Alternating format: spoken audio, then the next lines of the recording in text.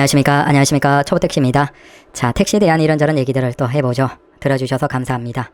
일단 양도 양수 교육에 대해서는 이게 공식적으로 개인 간의 1대1로 양도와 양수가 이루어지는 방법은 없는 것 같아요. 그냥 홈페이지를 통해서 취소를 하고 그럼 새로운 사람들이 다시 홈페이지를 통해서 신청을 하는 이 방법밖에 없는 것 같습니다. 그러니까 제가 교육을 이미 신청을 해놨고 양도하겠습니다 이런 사람들 중에 상당수는 사기일 수도 있다라는 걸 조심하셔야 됩니다. 사실 가장 확실한 방법은 계속 새로 고침하면서 확인을 하는 방법밖에 없겠죠. 근데 그게 좀 답답하시니까 참 잘 됐으면 좋겠습니다. 그래도 시간이 조금 지나면 이제 초기에 의도적으로 예약을 하시는 분들이 계시지 않을까. 그러면 시간이 조금 지나면 조금 자리가 날 것 같기도 한데 확답을 못 드리겠습니다. 아무래도 경제 상황이 그러니까 더 많은 분들이 신청을 하시는 게 아닐까, 택시를 하기 위해서. 그래서 적어도 공식적으로는 계속 새로 고침을 하면서 도전하는 방법밖에 없다라는 겁니다. 그리고 이 노인분들의 운전면허 반납에 대해서 조금 얘기를 드려보죠. 이건 우리가 이제 앞에 영상에서 택시의 미래가 그래도 괜찮을 것 같다라는 것에 대해서 이제 다른 생각들도 가지고 계신 분들이 있으시고, 그런데 미래에 왜 택시 수요가 증가할 수밖에 없냐면 이건 일본의 모델을 통해서 우리가 알 수 있는데, 일본 같은 경우에는 이미 노인이 많죠. 그러면 법제도를 통해서 적어도 65세 이상의 노인분들에 대해서 면허를 반납하는 쪽으로 유도를 하고 있습니다. 그 이유는 뭐 당연하겠죠. 아무래도 나이가 드실수록 이제 운전에 조금 영향이 있으면서 좀 예상할 수 없는 사고들이 일어나는 빈도가 높아져요. 그래서 일본에서 기사들을 보면 뭐 70 몇 세, 80 몇 세이신데 앞을 제대로 확인하지 못하고 뭐 인사사고가 발생하거나 자동차 간의 사고가 발생하는 그런 빈도가 이제 연세가 드실수록 증가하겠죠. 그래서 그걸 미연에 조금이라도 그런 사고를, 예상할 수 없는 사고를 낮추기 위해서 일본에서 65세 이상의 분들에 대해서는 적극적으로 스스로 면허를 반납하는 쪽으로 유도를 하고 있습니다. 이건 우리도 이제 노인분들이 많이 증가하는 미래가 분명하기 때문에 우리도 이제 이런 쪽으로 적극적으로 유도를 할 거예요. 그래서 65세에서 70세가 넘으시면 운전면허를 적극적으로 반납하십시오. 아마 이런 정책이 지금도 있는 것 같은데, 다만 일본은 이게 조금 더 이제 노인분들이 많으셔서 그분들의 면허를 회수하기 위해서 혜택을 많이 줍니다. 그래서 그 혜택이 어떤 거냐면, 이럴테면 대중교통, 근데 이건 우리는 좀 지금 이미 대중교통이 할인이거나 없거나 그렇기 때문에 좀 애매하긴 한데, 크게 보면 지원이 세 가지 형태예요. 일반적인 버스, 철도의 대중교통 이용에 대해서 월 비용을 지불합니다. 그래서 그게 작은 지원인 경우에는 몇만 원, 그러니까 월 버스 철도 이용하는 데서 월 단위로 해서 몇만 원을 지원하거나, 운임이 비싸고 뭐 많이 지원하는 지역에서는 월 10만 원 이상도 지원하는 경우가 있습니다. 그래서 버스 철도에 대한 운임을 매달 지원하는 형태. 자, 이게 한 가지가 있고, 그 다음에 또 다른 걸로는 이렇게 면허를 반납한 노인들을 대상으로 지자체가 지원을, 가게 상점에 지원을 해요. 지원을 하고, 그러면 그 노인분들은, 그런 면허 반납 노인분들이 상점을 이용하면 비용을 할인해주는 정책. 그래서 그런 것들은 아무래도 노인분들이 많이 사는 그 지역에서 이루어지겠죠.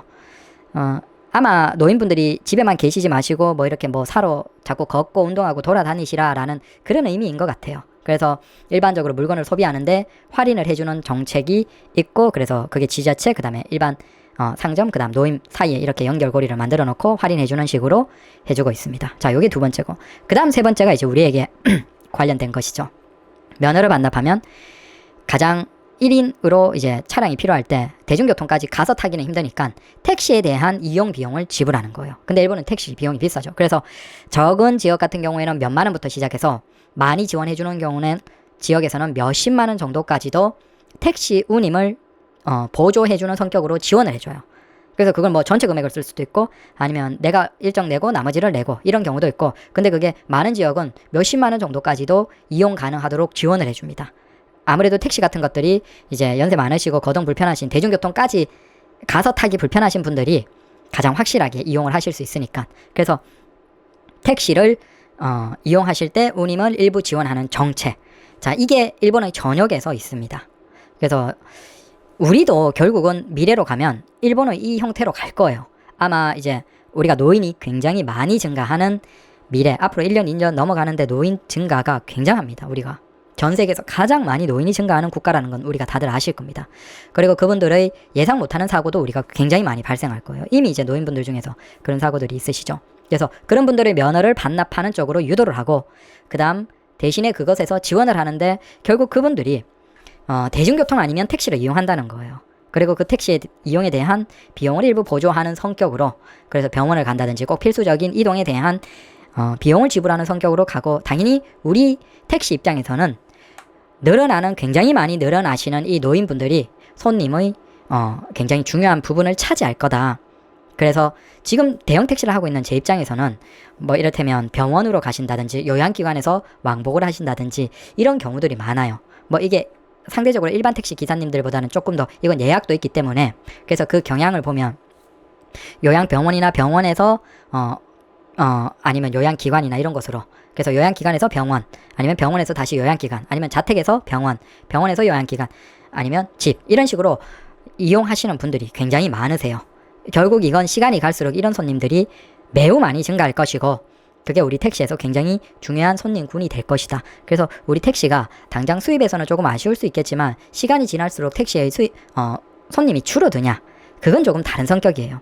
우리 택시가 지금 손님이 전체적으로 줄어드는 이유는 일반적인 버스, 지하철의 이용자, 그 이용자의 나머지 영역을 우리 택시들이 하고 있는데, 전체적으로 사람 숫자가 줄어들면 당연히 거기에서는 줄어들 수밖에 없겠죠. 그리고 서울에서 지하철망이 더 촘촘하게 깔리고 있기 때문에 당분간은 사실은 우리가 아무래도 수입 면에서 아쉬울 수밖에 없어요. 그리고 경제적인 상황도 그렇고, 하지만 중장기적으로 멀리 본다면 택시의 손님은 오히려 꽤나 증가할 가능성이 높다라는 걸 우리가 일본의 모델을 통해서 알 수 있다는 겁니다.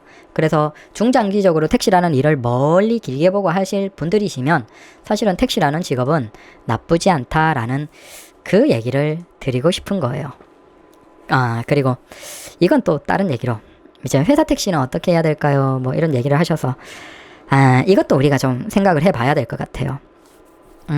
그러니까 지금 개인 택시가 뭐냐라고 생각해보면 결국은 소비자들이 원하는 방향으로 점점 변하고 있다라고 보면 될 것 같아요. 우리 개인 택시도 뭐 수입이 여유 있는 건 아니지만 적어도 우리 개인 택시의 형태를 보면 사실 소비자들이 원하는 방향으로 점점 원하고 있죠. 그러니까 손님이 뭘 원하냐? 우리가 며칠 전에 카카오가 멈추면서 많은 것들을 경험했는데, 손님들이 원하는 게 뭘까? 결국 편하게 내가 원하는 대로. 물론 그게 정답인지 아닌지는 우리 택시 기사들 입장에서 의견이 다르죠. 야, 예전처럼 손님들이 길거리로 나와서 택시 타야 돼 라고 주장하시는 분들도 많으세요. 그런데 뭐 어쩌겠습니까? 세상이 이렇게 변했는데 우리가 야, 이렇게 변하는 거 아니야 라고 해봤자 손님들은 집에서 불러서 편하게 타고 싶고, 지하 주차장으로 불러서 타고 싶고, 자기가 있는 대로 택시를 불러서 타고 싶다라고 하는데, 그럼 우리가 버팅기고 아니야, 나는 길에서만 태울 거야 라고 해봤자 뭐 우리가 어떻게 하겠어요? 세상이 이렇게 변해가는데. 세상이 변해가는데 어느 정도는 맞춰야지 우리가 고집 부리는 게, 뭐 먹고 살 수 있으면 고집 부려도 되고. 근데 적어도 지금 택시에서 방향으로 본다면 손님들은 좀 더 편하길 원하고 좀 더 다르길 원하고, 손님들이 원하는 방향으로 택시를 원하는 것이죠. 그게 자기가 원하는 곳에서 타든지 원하는 형태로 타든지 아니면 원하는 형태의 차량을, 그런 것들이 있는 것이고, 이 대응에서 본다면 개인 택시는 그래도 이걸 적응해 나가고 있다라고 보시면 될 것 같아요. 우리가 많은 개인 택시 기사님들은 이제 뭐 카카오를 비롯해서 여러 뭐 호출 사업자를 쓴다든지, 아니면 거기에서 이제 조금 더 다른 형태의 어떤 호출 형태를 한다든지, 그래서 적어도 개인 택시 기사님들은 뭐 이러거나 저러거나 먹고 살기 위해서, 돈을 벌기 위해서 뭔가 변화를 시도하고 거기에서 대응해 가고 있어요. 그러니까 손님들이 옛날보다 전체가 줄은 것도 있겠죠. 하지만 적어도 그 변해가는 줄어드는 손님 중에서 다른 형태로 택시를 타고 싶어하는 그 손님들이 있는데, 문제는 거기에서 우리 개인 택시는 먹고 살기 위해서라도 당장 내가 돈을 벌어야 내 가족 먹여 살리니까 거기에 대응을 하고 있다는 거예요. 뭐 호출을 해서 어디로 오라 그러면 거리로 가고, 아니면 차를 이런 걸로 해달라 그러면 바꿔가고, 점점 우리도 변해가고 있죠. 거기에서 시행착오도 있고 뭐 손해를 보는 분들도 있고 어떻겠지만 분명히 맞춰가고 있는데, 여기에서 우리는 당연히 이제 호출 사업자에게 수수료도 지불하고 뭐 비용은 더 나가지만 그래도 먹고 살기 위해서 하고 있어요. 근데 중요한 건 우리 개인 택시는 그렇게 변화를 우리 개인들이 도전을 해볼 수가 있고 실제 도전을 하고 있어요. 문제는 이 반대 영역이에요. 회사 택시 같은 경우에는 사실 이런 변화라는 것에 대응하는 것은 회사의 어떤 뭐 사장이나 회사의 어떤 주요 간부들이 결정을 하는 것이지 사실 기사가 결정을 할 수는 없어요. 그래서 기사가 우리는 어떤 호출 사업자로 할 거야, 우리는 어떤 차량 형태로 할 거야, 우리는 어떤 배차 시스템으로 할 거야 라고 결정을 할 수는 없죠. 회사 택시 같은 경우에는 간부들이 하는 거예요. 근데 생각해보면 사장님이나 간부들은 택시 현장과는 굉장히 떨어져 있어요. 그분들이 실제 택시를 운행하는 기사가 아니에요. 그러면 손님들이 어떤 걸 원하고 손님들이 어떻게 변해가고 그런 것에 대해서 굉장히 어떻게 보면 거리가 있죠. 뭐 솔직히 회사 택시 뭐 문 열고 들어가면 무슨 부장님들이 그렇게 많죠. 그리고 그런 분들이 거기 앉아서 뭐 해봤자 얼마나 현실을 알겠습니까? 당연히 소비자는 변해가는데 택시 소비자도 변해가는데 개인 택시는 우리 손님과 우리가 바로 맞닿아 있기 때문에 적어도 거기에 변화에 맞춰가고 있다는 거예요. 힘들지만 쉽지 않지만 근데 회사 택시는 그게 떨어져 있고 회사 택시는 전통적으로 하는 그냥 뭐 택시 뭐 K5 소나타 우리가 이거 해주면 거기에서 이제 뭐 연차되는 기사들부터 좋은 차 주고 뭐 이제 막 회사로 들어온 분들은 뭐 기본 뭐 수만도 아니고 뭐 10만 킬로 넘어가는 그런 택시 오래된 거 주고 네 그런 거 타고 그냥 길거리에서 열심히 그냥 뺑뺑이 돌면서 손님을 모시는 전통적인 방법밖에 없어요. 아직도 그런 게 회사 택시의 운행 방법, 수익 방법에서는 대다수죠. 근데 거기에서 문제가 있죠. 이제 단순히 손님들이 그냥 뭐 호출만 하는 게 아니고 거기에서 또 조금 더 쾌적하게 편하게 가기 위해서 평점을 높은 기사들이 뭐 배차가 되길 원한다든지 조금 쾌적한 택시들이 배차가 되길 원한다든지 그런 것들도 이제 기본적으로 다 적용이 돼요. 근데 개인 택시 같은 경우에는 그래도 우리 개인들이 다 사장님이고 그러면 당연히 내가 그 공간에 계속 있기 때문에 아무래도 조금 깨끗하게 하고 뭔가를 관리도 하고 신경을 쓰죠. 반면에 회사 택시 같은 경우에는 사실 그런 것도 신경을 쓰기가 쉽지가 않죠. 그냥 순수하게 거기에는 일을 하시는 분들의 관점이고 그 차량의 관리나 전반적인 것들은 회사가 다 해줘야 되죠. 반면에 우리가 계속 머무르는 사업장이기 때문에 조금이라도 우리가 쾌적하기 위해서라도 노력을 합니다. 문제는 이런 것들이 예전이라면 다 반영이 안 됐어요. 우리가 생각해 보시면 불과 5년 6년 전에 호출 사업자나 이런 플랫폼이 없을 때만 하더라도 다 길거리에 나가서 택시를 부르는 거예요. 아주 소수의 호출 사업자만 존재했고 그냥 대부분은 그냥 길거리 나가서 택시를 타는 거죠. 그러면 거기에서 방법은 없어요. 차가 오는 것도 그냥 로또급이죠. 차가 깨끗한 차가 올지 더러운 차가 올지 아니면 기사님이 운전을 막 할지 아니면 조심스럽게 할지 아니면 편안하게 운전을 해주실지 진짜 막 운전을 해주실지 진짜 우리가 6, 7년 전만 하더라도 택시 탈 때 그냥 랜덤이었어요. 그냥 로또예요 로또. 그래서 어떤 날은 너무 힘들고 어떤 날은 너무나 편하게 오고 근데 중요한 건 그렇게 편하고 만족스러운 기사를 만났더라도 그 기사를 다음에 만날 수는 없었어요. 맞죠? 그리고 뭐 운이 나쁘면 너무 불친절하고 무서우면서도 운전 막 하고 그런 내부가 너무 더러운 택시를 며칠씩 만날 수도 있었어요. 하지만 이제는 세상이 달라졌다는 거예요. 옛날만큼 그렇게 손님들은 줄어들었고 택시는 아직 그대로니까 오히려 택시 선택에서 손님들은 여유로워졌고 더 만족스러운 택시를 타길 원한다는 거예요. 심지어 그런 택시들이 내가 원하는 형태, 내가 원하는 만족스러운 택시가 우리 집 앞, 우리 주차장 내 앞으로 와줘 라고 하면 와주는 세상이 됐어요. 이게 우리가 좋든 나쁘든 어떻게든 세상이 이렇게 됐잖아요. 그리고 손님 입장에서는 그게 어떻게 보면 틀린 것도 아니죠. 손님들이 조금 더 비용을 지불하거나 그러면서 내가 만족스러운 택시를 타고 싶어. 그리고 거기에서 적극적으로 불만족스러운 아니면 운전을 과격하게 한다든지 굉장히 불친절한 택시는 손님들이 거를 수 있게 됐어요. 별점을 나쁘게 주고 아니면 이 택시 다음에 안 만날 거예요. 우리 택시 기사님들도 그런 거 가능하시잖아요. 이 손님 다음에 안 만나고 싶다. 이 손님 너무 불만이 여기에서 너무나 내가 좀 안 좋다. 기억이 안 좋거나 뭐 경험이 나빴다. 그래서 이 손님 안 만나고 싶다. 이런 거 요즘에 플랫폼 앱에서 많이 있습니다. 이 손님 안 만나기. 마찬가지로 손님들도 이 택시 안 타기. 이 택시 너무 불친절하다. 별점 굉장히 나쁘게 주면 그런 택시는 당연히 손님들에게 플랫폼 사업자가 연결을 해줘봤자 플랫폼 사업자 입장에서는 사실 좋은 얘기를 못 듣겠죠. 그리고 그런 차량들이 자꾸 연결이 되면 그 플랫폼 택시를 떠나겠죠. 손님들이 다른 거 쓰겠죠. 다른 만족스러운 택시가 연결이 되는 쪽으로 쓰겠죠.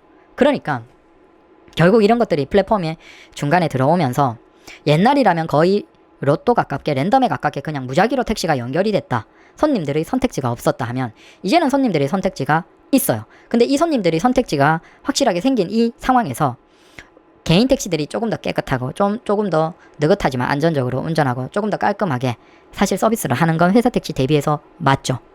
여기에서 개인 택시들의 호출 비중이나 연결 비중이 전반적으로 올라갈 수밖에 없어요. 여기에서 조금 더 다른 형태로 이제 뭐 고급 택시나 아니면 플랫폼에 조금 더 적극적으로 하는 가맹 사업이나 자 그런 것들이 조금 더 발전한 형태고 아니면 발전이라기보다는 죄송합니다. 조금 더 변화된 형태고 그러니까 조금 다른 형태들도 조금 더 있고 당연히 그런 것들은 손님들에게 제공해야 되는 서비스나 형태들이 조금 더 까다롭습니다. 일반 택시보다는 자유로움이 덜하죠. 대신 회사가 요런 거 하고 요런 거 하고 요런 거 다 맞춰줘요. 요런 거 해줘요. 라고 하니까 더더욱 손님들이 원하는 형태로 해줘야 되는 거예요. 당연히 거기에서 상대적으로 잘 적응하고 대응을 하고 있는 건 개인 택시예요. 당연히 개인 택시에 대한 호출 빈도는 높겠죠. 그러니까 예전이라면 똑같이 개인 택시나 회사 택시나 다른 거 없어요. 택시에서 기술이라고 하는 건 어디에서 손님 많이 나오고 어느 시간대에 어느 골목에서 어느 횡단보도에서 손님들이 많이 나오는지 그 빈도, 그 확률을 몸으로 익히죠. 그리고 회사 택시 기사님들 중에서 매출 엄청 올리는 분들도 많으세요.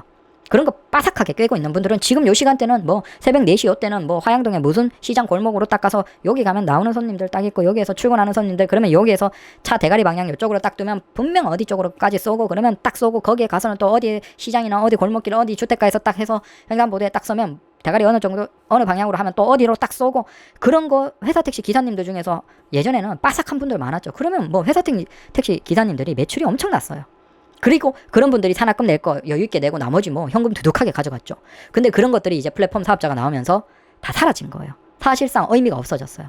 이제 그렇게 길거리로 나와서 택시를 잡는 손님은 시간이 갈수록 계속 줄고 있고 택시 손님들은 자기들이 원하는 형태로 플랫폼을 이용해서 거쳐서 택시를 부르는 세상이 됐고 거기에서 개인 택시의 장점들이 인정을 받고 있는 거예요.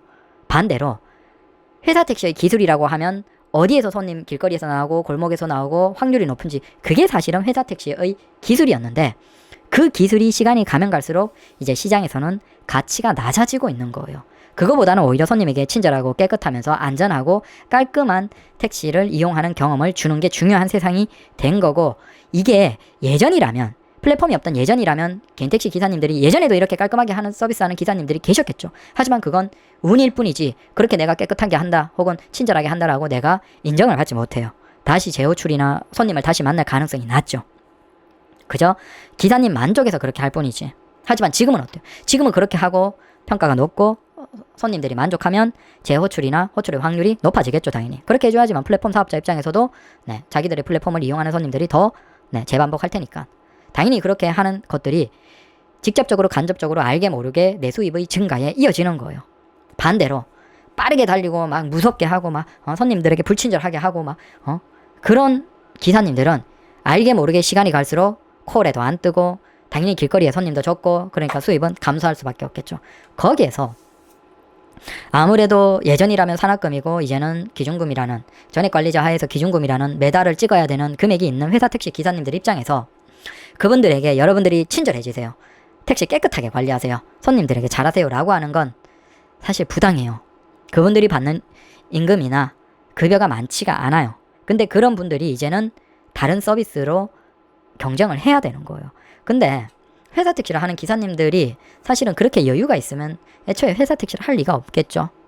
근데 그렇게 여유가 시간적이거나 금전적으로 여유 있지 않은 기사님들에게 이제 그분들이 깨끗하게 하고 친절하게 하고 조심하게 운전하고 이런 걸 해야 돼요. 이게 가능해요? 안 되죠. 그럼 이걸 누가 지금 여기에서 실수를 하고 있냐? 결국 회사 택시 중에서 간부 혹은 회사 택시의 사장, 운행하는 회사 택시를 가지고 가고 있는 그 사장이나 아니면 부장이나 회사 택시의 주요 간부들이 지금 시대의 변화에 제대로 적응을 하지 못하고 있다는 거예요. 다만 여기에서 이제 우리가 좋은 모델 같은 게 이제 IM 택시, IM 지니 같은 그런 택시들이에요. 적어도 손님들이 어떤 걸 변화를 원하고 어떤 식으로 하면 분명히 수입을 더 올릴 수 있는지 적어도 그런 것을 빠르게 캐치하고 회사의 주도하에 많은 돈을 투자하고 가고 있는 것들이 IM진이나 그런 것들이죠. 그런 것들은 그나마 거기에서 회사 기사님들이 들어가서 회사가 요구하는 정도에 따라서 가면 그래도 먹고 살 정도로 예전의 정도로 수입은 받쳐주는 거예요. 그러니까 그런 곳에서는 그나마 되는 것인데 그렇지 않고 전통적인 택시의 그냥 길빵만 야 우리는 뭐 차 주면 뭐 나가서 그냥 12시간 뺑뺑이 돌아 그냥 이런 전통적인 택시들은 시간이 갈수록 수입이 낮아지겠죠. 근데 문제는 전액관리제예요. 뭐 예전에 뭐 산학금제는 뭐 어떻게든 버티지만 이제 전액관리제에서 기사들이 빠져나가면 사실은 이게 회사 택시의 구조로 생각해보면 회사 택시를 운영하는 게 결국 기사들이에요. 이건 기사들이 줄어들면 줄어들수록 남아있는 기사들의 부담이 커질 수밖에 없어요. 당연하겠죠. 빈차가 회사 택시 중에서 빈차가 증가할수록 운행하는 돈을 벌어오는 기사가 적어진다는 것이고, 돈을 벌어오는 기사가 적어질수록 그 기사들의 돈 벌어오는 걸로 회사가 돌아가야 되니까 더더욱 기사를 더 쪼을 수밖에 없겠죠. 거기에서 못 버티는 기사들은 더더욱 떠날 것이고, 당연히 거기에서 남아있는 기사들을 더 쪼는 거예요. 그러니까 지금 회사 택시는 악순환의 고리에 계속 빠져 있는 거예요. 기사가 줄어들면 줄어들수록 남아있는 기사들을 더 쪼아서 거기에서 수입을 뽑아내야 돼요. 답이 없어요. 예전처럼 돌아갈 수는 없죠. 네, 지금 답이 없는 게 지금 회사 택시의 상황이에요. 그러면 여기에서 이제 IM 지니처럼 그렇게 이제 과감한 변화를 시도해 볼 수 있냐? 그런 건 또 돈이 있어야 되거든요. 그래서 돈이 있으면 해볼 수 있는데 돈이 없으면 그것도 안 되죠. 그래서 카카오 벤티나 카카오의 일반적인 뭐 조금 다른 가맹이나 아니면 타다나 다른 쪽의 가맹이나 네, 대형 택시나 고급 택시나 이런 것들을 회사 택시에서 일부 차량을 바꾸면서 회사 택시 중에서 이제 경력이 되신 분들을 그쪽으로 그런 차량들을 주면서 변화를 조금씩은 시도를 해보고 있어요. 근데 문제는 효율이 안 나오죠. 기본적으로 그런 것들에서 개인 택시와 경쟁을 하면 개인 택시는 개인 기사들이 다 감수하는 거예요. 보험부터 시작해서 연료비나 전반적인 부대 비용 다 감수하면서 수수료 낼 거 내고 수익을 챙겨가는 거예요. 그래서 거기에서도 사실 개인 택시 기사님들이 보면 아주 여유 있는 건 아니에요. 그러면 똑같은 뭐 다른 형태 가맹이나 거기에서 대형이나 아니면 고급이나 이런 것들을 소수의 차량으로 회사 택시가 시도를 해보더라도 문제는 회사 택시는 기사가 있고 그다음 회사가 있고 그다음 가맹이 있고 플랫폼이 있고 그러면 개인 택시와 가맹 사이에 보다 효율이 떨어지겠죠. 당연히 어쩔 수가 없겠죠. 더 많이 뭐 먹여 살려야 되는 사람들이 있으니까 회사에. 당연히 그렇게 해봤자 회사 택시는 아우씨 이렇게 신경 쓰고 뭐 해봤자 돌아오는 것들은 딱히 뭐 뚜렷하지 않으니까 거기에서도 회사 택시는 도전도 해보다가 접어버리고 도전해보다가 또 접어버리고 뭔가 답답한 상황인 거예요. 그리고 그렇게 회사 택시에서 이런 거 저런 거 도전해봤다가 안 돼서 놔버리고 하면 그런 차량들이나 형태들이 개인 택시 쪽으로 다시 넘어와서 개인 택시가 그런 것들을 받아서 돌아가고 뭐 그런 식이라고 보시면 돼요. 이게 지금의 상황이에요. 그러니까 회사 택시는 사실은 아주 냉정하게 생각해보면 시대의 변화에 제대로 따라가지 못하고 있어요. 아주 소수의 사업자들만 그나마 뭔가 변화를 적극적으로 시도하고 뭔가 노력은 하고 있어요. 근데 대다수의 일반적인 회사 택시의 간부나 회사 사장이나 이런 사람들은 시대의 변화에 따라가지 못하고 있고 변화를 도전하기에는 비용도 많이 들고 그렇게 변화했다가 돈을 투자하고 했다가 안 되면 진짜 회사까지 다 날리니까 차라리 그런 회사들이 그냥 적당한 금액에 팔아버리고 떠나버리는 거죠. 그리고 그런 것들을 이제 플랫폼 사업자들이 가져가서 뭔가를 시도해보는데 플랫폼 사업자들도 사실 생각해보면 곰곰이 생각해보면 회사 택시 가지고 가서 뭘 하는 건 신경을 쓸 게 굉장히 많죠. 그 사람들 다 뭐 해야 되고 하는데 개인 택시는 굳이 뭐 그런 거 신경 쓸 필요가 없죠. 그냥 제한만 하고 뭐 수수료만 조정 좀 해주면 개인 택시 기사들이 본인들이 관리 다 하고 차 다 하면서 준비하면서 부대 비용 다 지불하면서도 그냥 수수료 따박따박 내면서 열심히 돌아주잖아요. 그러니까 플랫폼 사업자 입장에서도 곰곰이 생각해보면 사실은 개인 택시가 나쁘지 않아요. 결국은 여기에서 전체적으로 손님이 줄어들고 개인 택시 기사들 그리고 그 플랫폼과 가맹과 함께하는 개인 택시 기사들이 증가하고 여기에서 시간대로 봐도 옛날이라면 다 길방밖에 없기 때문에 그냥 길로 나와서 그냥 하는 거예요. 그러면 개인 택시 회사 택시 뭐 상관없죠. 근데 이제는 시간이 갈수록 대형 택시나 고급이나 뭐 이런 것에서 아니면 전기차도 마찬가지고 특별하게 부재를 풀어주면서 피크 시간대에 문제를 해결하기 위해서 좀 더 투입하는 쪽으로 지자체, 정부가 유도하고 있어요. 근데 여기에서도 문제가 발생하죠. 개인 택시는 여유 있게 남아요. 당연히 여기에서 자 부재 풀고 여러분들 이제 일반적인 시간대는 좀 일을 덜 하세요. 대신 출근 퇴근 자정 시간대에 조금 더 투입이 돼서 그 시간대에 수입을 여러분들도 올리시고 대신 택시 손님들도 택시를 타지 못하는 문제들을 좀 해결해 주세요라고 해서 정부 지자체가 그쪽으로 유도를 하고 있어요. 근데 아직도 개인 택시는 남아있는 숫자가 많아요. 충분히 많아요. 그래서 지금 고급 택시 전환에서도 기존에 5년 자격을 묶어놓은 걸 풀어버리고 현재 한 4,000대까지 늘어난 걸 7,000대까지 늘리겠다. 3,000대 이상을 늘리겠다라는 정책을 쓰고 있는 거예요. 그걸 하는 이유가 자, 이 3,000대 정도가 늘어나는 니들이 다 수입을 다 먹어라 이게 아니라 3,000대 정도로 일반 택시가 전환이 되면 낮 시간대나 평범한 시간대에 운행되는 택시는 개인 택시는 줄어들죠. 대신 그런 늘어난 부재 풀린 3,000대 정도가 출근, 퇴근, 자정 시간대, 피크 시간대에 조금 더 나와서 그 시간대에 공급량을 늘려달라 이거예요. 자, 이게 지금 개인 택시를 이용해서 정부나 지자체가 택시 승차난의 문제를 해결하기 위한 쪽으로 이미 정책을 잡고 가고 있죠. 근데 여기서 더더욱 회사 택시는 문제가 있어요. 회사 택시는 전환하는 데서도 기술적인 부분이 문제고 플랫폼 호출에서도 아무래도 개인 택시 비교해서 불리한 상황인데 더 문제는 회사 택시가 그나마 길방에서 돈을 벌 수 있는 게 승차난이 발생할 때예요. 출근, 퇴근, 자정 시간대에 승차난이 발생하면 그걸 이용해서 그나마 매달을 많이 올리고 돈을 벌어가는데 문제는 뭐예요? 지자체나 정부는 이제 손을 놔버리고 자, 이 승차난까지 없애겠다라는 거예요. 당연히 거기에서 개인 택시를 고급 면허 풀어주면서 그쪽으로 밀어넣어서 승차난을 없애겠다. 자, 이 정책으로 가고 있고 이게 거의 뭐 먹혀들겠죠. 자, 이렇게 되면 문제는 길방밖에 기술이 남아있지 않은 회사 택시 입장에서는 할 수 있는 게 없어. 왜? 그나마 출근, 퇴근, 자정 시간대에 그 승차난으로 인해서 매다가 좀 많이 찍는데 그 매다 찍을 수 있는 출근, 퇴근, 자정 시간대의 승차난조차도 이제는 시간이 가면 뭐 짧게는 몇 개월에서 연말까지는 좀 괜찮겠지만 이제 내년 상반기가 지나면 거의 승차난이 없어지겠죠. 해결되고. 그렇게 해결됐을 때 회사 택시는 어떻게 해야 돼? 왜 12시간 해봤자 이제 출근, 퇴근 혹은 자정 시간대에 승차난도 별로 없고 수입도 매다도 많이 찍지 못하고 시간당 매다는 점점 떨어지면 더더욱 회사 택시는 답이 없는 거예요. 그러면 매다 못 찍고 전액관리제 하에서 기준금을 못 맞추는 기사들은 더더욱 떠나가는 거예요. 그런 분들 배달로 떠나가고 다른 쪽으로 계속 떠나가는 거예요. 그러면 회사 택시에서 남아있는 기사들에게 뭘 해야 되죠? 당연히 전액관리제 하에서 기준금이 더 올라가는 거예요. 그러니까 어쩔 수 없이 회사 택시는 회사 떠나는 기사들이 계속 증가하는데 그렇게 기사들이 떠날수록 기준금은 더 올리는 거예요. 뭐 지금 뭐 보면 17, 18만 원도 얘기하는데 거기에서 나중에 더 오르면 회사 택시 기사가 계속 떠나가면 어쩔 수 없잖아요. 그러면 거기에서 뭐 20만 원 올라가고 20몇만 원에서 막 25만 원씩 올라가고 이렇게 될 수밖에 없는 거야. 그래서 야 25만 원 진짜 그때가 되면 기사가 없는데 어떻게 회사 입장에서는 그렇게 하는 거예요. 기사가 없어. 어떻게? 당신이라도 나가서 찍어 와야지. 근데 당신이 이제 기준금이 기존에 18, 17이었다면 이제는 뭐 기사가 없으니까 당신이 25만 원씩 내. 이렇게 할 수밖에 없어요. 그렇게 해서 그냥 돈 다 걷고 뭐 한 달 월급 뭐 170, 180 뭐 이렇게 주고 뭐 할 수밖에 없죠. 그러니까 사실 회사 택시도 지금 구조를 생각해 보면 답이 없어요. 이게 뭔가 밝은 미래나 변화가 불가능해요. 사실 그렇다고 지자체에서 돈을 때려 붓기도 어렵고 그래서 회사 택시를 운행하시는 기사님들 중에서 답답하신 분들이 계신데 참 구조를 생각해보면 답이 없어요. 거기에서 뭔가 해결책이 나오기가 쉽지 않죠. 그래서 참 제가 의문인 게 그거예요.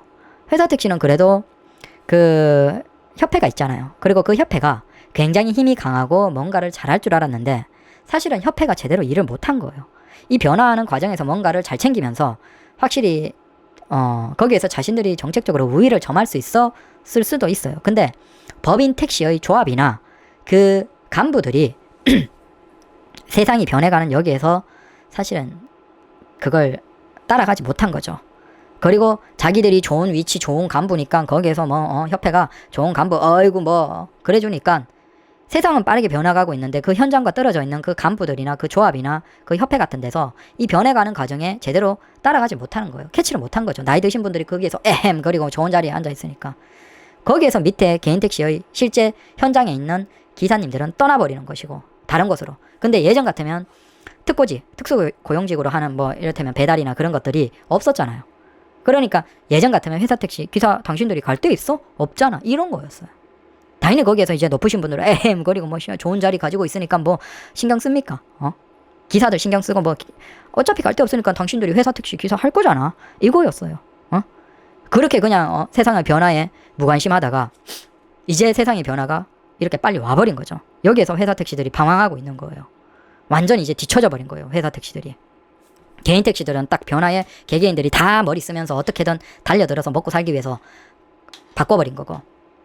그러니까 완전 위에서 현실과 떨어져 있는 위에서 그분들이 너무나 여유 버리고 책상에서 그냥 높은 자리에 앉아 있다가 이렇게 된 거죠.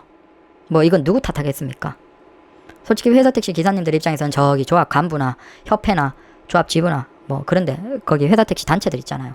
그런 것을 뭐 비난을 해야죠. 왜 이렇게 세상 변하는데 빠르게 우리가 대응하지 못했냐. 이제 우리가 이렇게 해서 어떻게 먹고 사냐. 심지어 여기서 이제 에이 나도 싫어 그러면서 이제 배달이나 다른 뭐 화물이나 이런 쪽으로 다 기사들 떠나가 버리니까 이제서야 뭐 기사 잡는다고 노력하는데 기사가 옵니까? 안 오죠. 회사 택시에서 뭐 그 고생해서 200, 250 띡해봤자 200, 250 버는데 그거 할 거면 아니죠. 심지어 이제 예전 같으면 개인 택시 하기 위해서라도 3년 진짜 사고 내도 내 비용으로 내가 뭐 돈 다 사고 처리하면서 그런 기사님들 얼마나 많으셨습니까? 근데 이제는 뭐 운전면허만 있어도 5년 무사고면 개인 택시 할 수 있는데 그렇게 옛날처럼 3년처럼 노예로 회사 택시에 경력 쌓으려고 3년 하는 분들도 없어요. 그러니까 회사 택시를 하는 기사님들이 없죠. 이렇게 세상이 변해가는데 회사 택시의 간부나 협회 같은 데서는 왜 손을 놓고 있었냐라는 거예요. 그리고 이제 지금 같은 흐름으로 계속 가면 아마 내년 이제 고급 택시 전환하면서 한 3,000대 추가해서 출퇴근 자유조정 시간대 그 피크 시간까지 이제 대응을 다 해버리면 개인 택시는 전반적으로 수입이 감소하겠죠. 근데 우리는 그래도 버틸 수 있어요. 근데 문제는 뭐죠? 회사 택시는 못 버티죠. 회사 택시는 떠나가는 기사님들 계속 증가하면 네, 거의 뭐 회사 택시 팔아야죠. 답이 없죠. 물론 단기적으로 이건 있어요. 아무래도 경제가 어려워지면서 다른 직장에서 이제 구조조정 일어나고 일자리 제대로 못 구하는 기사님들 그런 분들이 계시겠죠. 시간이 갈수록 노인분들이 증가하면서 노인분들이 돈은 필요한데 일을 못 구하면서 그런 분들이 회사 택시에 단기에 몰릴 수는 있어요. 근데 그런 분들이 버틸 수 있냐? 아니요. 회사 어쩔 수 없이 일자리가 없어서 당장 회사 택시로 몰릴 수는 있어요. 근데 그분들이 지금 상태에서 매달 하루에 뭐 15만 원, 20만 원씩 찍어올 수 있을까요? 한 20만 원 못 찍어올걸요? 12시간에서? 그러니까 그분들은 버텨봤자 일은 힘든데 몸은 힘든데 돈은 꼴랑 받는 거 200이 안 돼. 그럼 그분들이 뭐 올 수는 있겠지만 중요한 건 못 버틴다는 거예요. 못 버티고 그런 분들이 차라리 그냥 동네에서 배달에 켜고 설렁설렁 걸어 다니면서 예, 냉면, 짜장면, 뭐 닭, 치킨 같은 거 동네에 배달하면서 걸어 다니면서 자전거 타고 아니면 뭐 그러면서 뭐 한 달에 100, 150 벌면 차라리 그게 좋죠. 그러니까 회사 택시는 솔직히 얘기해서 시기를 놓쳤다. 타이밍을 완전히 놓쳐버렸다. 그리고 미래가 어둡다. 소수의 돈이 있는 사업자들은 뭐 IM진이나 그런 것처럼 변화를 시도해보고 있지만 대다수의 분들은 아마 그런 시도조차 못해볼 가능성이 대단히 높다. 라는 겁니다. 그래서 회사 택시 미래는 그렇게 밝다라고 할 수는 없어요. 그냥 제 생각입니다. 그리고 네. 그래서 오늘도 다들 열심히 일하십시오. 저는 새벽에 나가서 또 일을 하고 들어왔고 지금 방송 찍고 또 나가서 점심부터 열심히 일을 하도록 하겠습니다. 안전운전 하시고 건강 잘 챙기시고 택시 운행하는 중간중간에 조금씩 내리셔서 건강 잘 관리하셔야 됩니다. 우리가 길게 하실 거니까 미래가 그렇게 어둡진 않으니까 개인 택시 미래는 열심히 건강 관리 잘 하시면서 우리 같이 오래오래 하도록 합시다. 감사합니다.